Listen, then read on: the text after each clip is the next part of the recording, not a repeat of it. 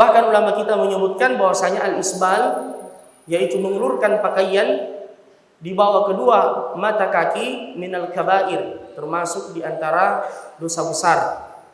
Sebagaimana yang telah pernah kita jelaskan bahwasanya di antara ciri dan alamat dosa besar adalah adanya ancaman dari Allah Subhanahu wa taala bagi orang yang melakukannya. Dan dalam masalah ini tentang al-isbal, mengulurkan pakaian di bawah kedua mata kaki, banyak hadis dari Nabi sallallahu alaihi wasallam yang menyebutkan tentang ancamannya. Walaupun syariat kita, Bapak Ibu saudara-saudara sekalian, itu memberikan keringanan, batasnya sampai kedua mata kaki kita. Baik pakaian itu berupa sarung atau berupa celana. Jika ada yang lebih di atas dari itu, maka itu yang lebih afdal. Namun barang siapa yang ingin memanjangkan pakaiannya, silahkan, tapi jangan sampai melewati kedua mata kaki. Karena Nabi kita Muhammad sallallahu alaihi wasallam menyebutkan dalam hadis, ma asfala minal ka'baini fa finnar. Apa yang terjulur di bawah kedua mata kaki, maka tempatnya di neraka, kata Rasulullah sallallahu alaihi wasallam. Apalagi kalau misalnya orang yang mengulurkan pakaiannya di bawah kedua mata kaki itu ditambah lagi dengan kesombongan, sebagaimana dalam hadis ini al-khuyala. Di sini ulama kita, Bapak Ibu saudara-saudara sekalian, membedakan antara orang yang isbal dengan kesombongan dengan yang tidak sombong. Adapun jika dia melakukannya dengan kesombongan, maka ini tidak ada khilaf di kalangan para ulama bahwasanya hal itu adalah merupakan dosa besar dan dia yang masuk dalam ancaman hadis ini. Namun barang siapa yang menjulurkan pakaiannya di bawah kedua mata kaki tanpa kesombongan, maka ulama kita berselisih dalam masalah ini. Tetapi kalau kita melihat hadis-hadis yang disebutkan oleh Nabi kita Muhammad sallallahu alaihi wasallam, maka sebagai seorang muslim yang takut akan ancaman siksa dari Allah Subhanahu wa taala, hendaknya berhati-hati. Sebagaimana dalam hadis Rasulullah sallallahu alaihi wasallam bersabda, "Thalathatun", ada 3 golongan, la yanzurullahu ilaihim yaumal qiyamah, tidak akan dipandang oleh Allah di hari kemudian, di hari kiamat. Wala yuzakkihim, dan tidak akan dibersihkan dan disucikan oleh Allah. Walahum adzabun alim, dan ia diancam dengan azab yang pedih. Jadi kata Nabi, ada 3 golongan yang di hari kiamat tidak akan dipandang oleh Allah, tidak akan disucikan dan tidak akan dibersihkan, dan dia diancam dengan azab yang pedih. Yang pertama adalah al-musbilu izarahu, orang yang isbal, yaitu mengulurkan pakaiannya di bawah kedua mata kaki. Itu satu.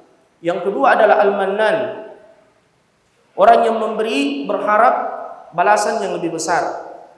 Dan yang ketiga adalah al-munafiq sil'atahu bil halif al-kadhib, orang yang melariskan dagangannya dengan sumpah palsu. Nah, ini 3 golongan yang diancam sebagaimana kata Nabi sallallahu alaihi wasallam. Jadi dari keterangan-keterangan dari Nabi kita ini, para ulama kita kemudian menyimpulkan, Bapak Ibu saudara-saudara sekalian, bahwa sekedar isbal, mengulurkan pakaian di bawah kedua mata kaki, walaupun tidak diiringi dengan kesombongan, dia masuk dalam ancaman hadis secara umum, yang mana beliau bersabda, ma asfala minal ka'baini fa finnar.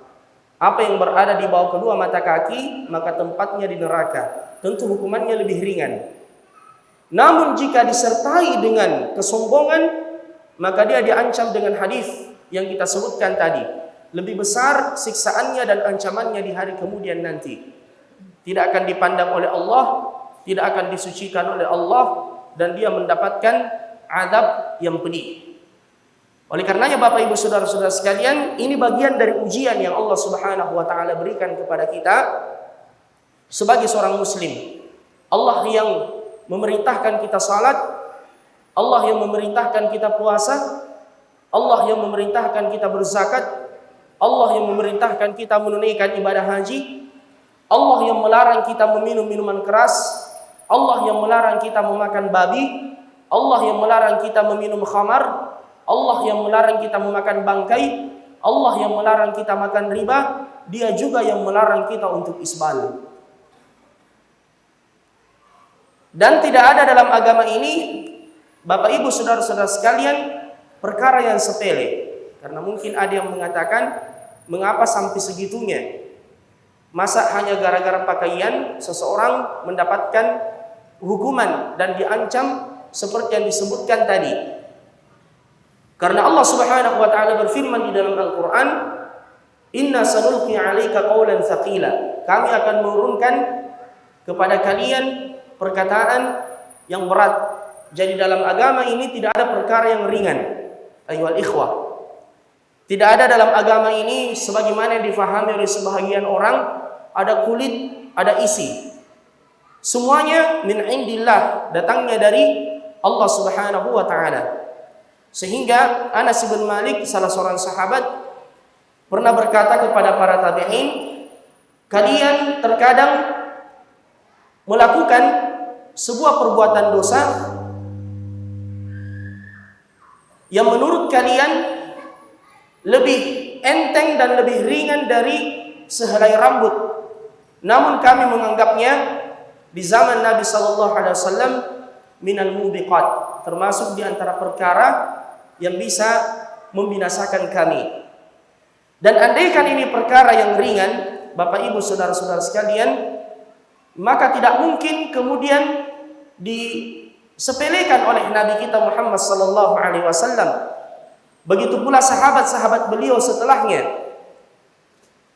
Rasulullah sallallahu alaihi wasallam pernah melihat Abu Bakar As-Siddiq melorot pakaiannya di bawah kedua mata kaki. Nabi kemudian berkata, "Irfa' izarak," angkat pakaianmu. Nabi yang memerintahkan kepada Abu Bakar As-Siddiq.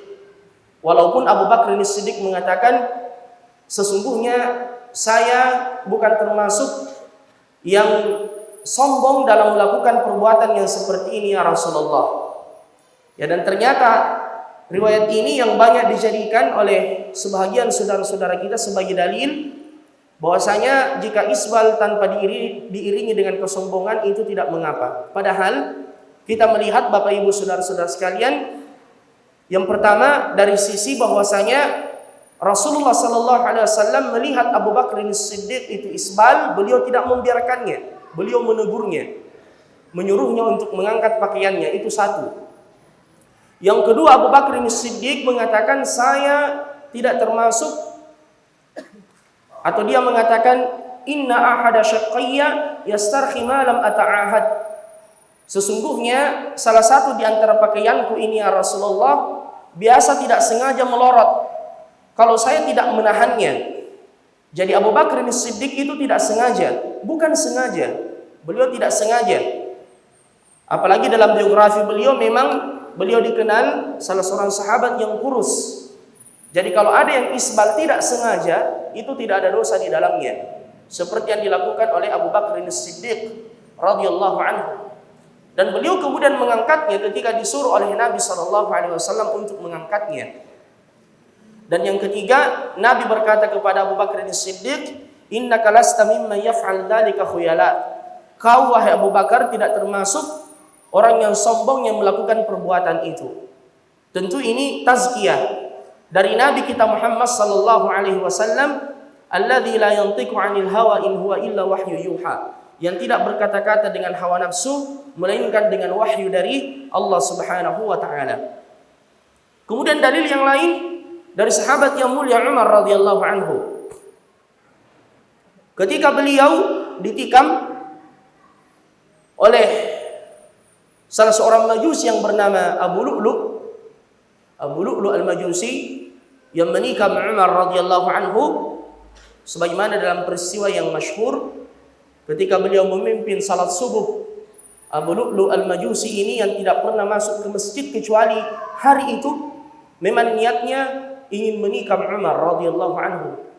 Ya, dan Abu Lu'lu' al-Majusi ini adalah pembantunya dari Al-Mughirah ibn Syu'bah.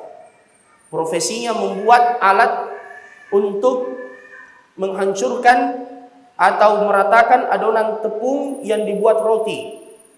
Ya, dan Umar radhiyallahu anhu pernah datang kepadanya minta untuk dibuatkan alat seperti itu. Dia kemudian berkata, saya akan membuatkan alat untuk anda yang dibicarakan di timur dan di barat. Nabulu al-Majusi.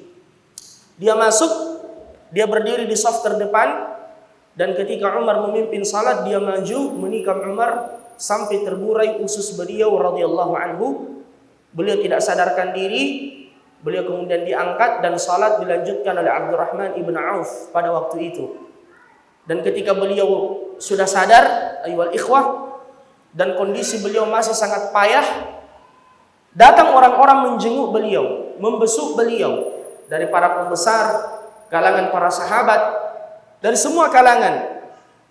Di suatu hari, ada seorang pemuda yang datang menjenguk Umar radhiyallahu anhu dalam kondisi yang kritis seperti itu. Dan dia memuji Umar, dia menyebutkan keutamaannya, dia menyebutkan manaqib dan keistimewaan Umar. Ketika selesai, pemuda ini pergi. Dari kejauhan Umar melihat pakaian anak muda ini melewati kedua mata kakinya. Dalam kondisi seperti itu, Umar berkata kepada orang yang ada di dekatnya, "Rudda aliyal ghulam." Panggilkan anak muda itu, suruh kembali. Ketika dia kembali, Umar kemudian berkata, "Ya ibna akhi, wahai anak saudaraku, irfa' izarak, angkat pakaianmu. Fa innahu atqa li rabbik wa anqa li thawbik." Karena sesungguhnya jika engkau mengangkat pakaianmu di atas mata kaki atau pas mata kaki, maka itu lebih bertakwa di sisi Tuhanmu dan lebih bersih untuk pakaianmu. Jadi andaikan ini perkara yang sepele, tidak mungkin Umar radhiyallahu anhu memperhatikan dalam kondisi yang genting seperti itu. Ayuhal ikhwah, ini menunjukkan bahwasanya masalah ini adalah merupakan perintah dari Allah Subhanahu wa taala dan Rasul-Nya, dan semoga Allah Subhanahu wa taala memberikan kepada kita taufik untuk mengikuti apa yang dituntunkan oleh Rasul kita. Rasulullah sallallahu alaihi wasallam menyebutkan dalam hadisnya, "La yadkhulul jannata man kana fi qalbihi mithqalu dzarratin min kibar." Tidak akan masuk ke dalam surga seseorang yang ada kesombongan di dalam hatinya walaupun seberat biji dzarrah. Sahabat bertanya, "Ya Rasulullah, inna ahadana yuhibbu an yakuna thawbuhu hasanan wa na'luhu hasanatan." Seseorang di antara kami itu senang ketika dia menggunakan pakaian yang indah dan sepatu atau sendal yang bagus. Nabi kemudian menjelaskan bahwasanya bukan itu yang dimaksud dengan kesombongan. Beliau berkata, "Al-kibru," kesombongan itu adalah batarul haq wa ghamtun nas, menolak kebenaran dan meremehkan manusia. Wa nas'alullaha as-salamata wal afiyah.